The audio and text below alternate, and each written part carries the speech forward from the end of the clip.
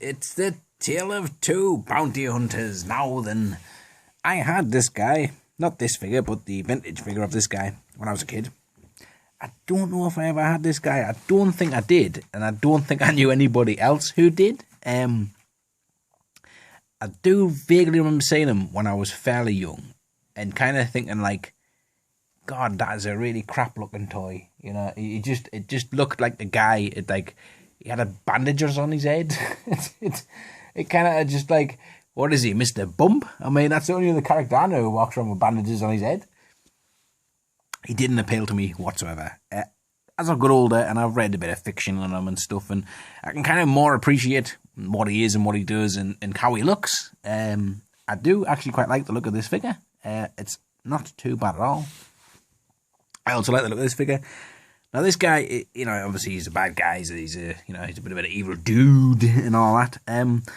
The vintage guy, I couldn't make him a bad guy. He's walking around with a proper grin and stuff. He's a happy chap. So, you know, he was one of the good guys in my eyes. Like, plus he was a pretty awesome, cool figure, and I can't wait to get these open and have a look and show off how amazing 97, and what's this one?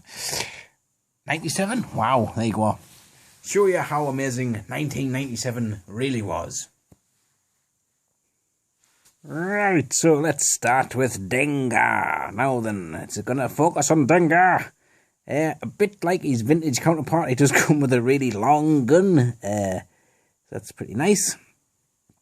Now then, a little known fact, Dengar here was actually born on the moon of Endor, and he was named by Ewoks.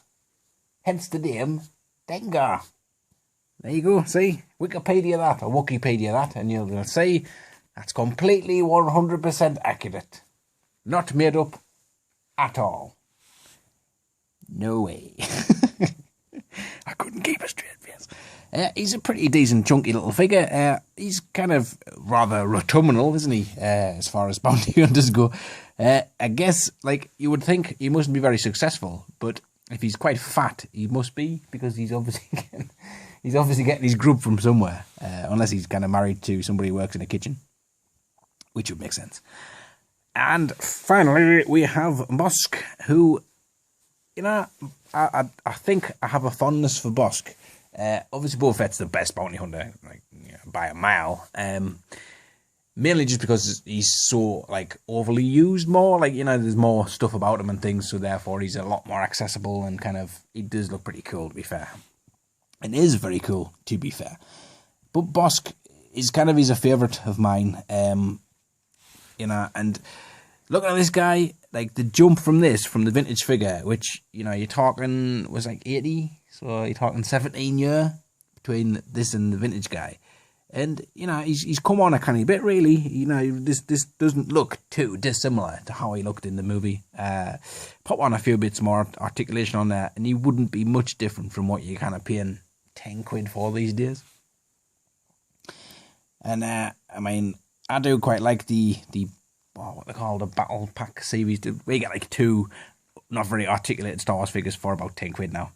I do quite like them, so obviously these will fit in quite nicely with them if I ever pick any more of them up. And I like the kind of three-fingered thing, the fact that he's got his little pinky out there with his gun, makes me want to give him a little cup of tea, so he can kind of go like, "Oh, I say, Jeremy, I've been here all day and I've noticed that the balloons in the corner are spectacular. I wouldn't mind taking a few of those home with me to ordain my sewing room." So there is two bloomin' thingamajiggies. Away. It's bounty hunters. God, I worry about myself sometimes. I do worry about myself sometimes. Don't worry, it hasn't gone unnoticed. Right, so thanks for watching, guys, and I will catch us all in the next bounty hunter video. So stay tuned for that. If you remember what I'm forgetting what I'm doing already. Bye.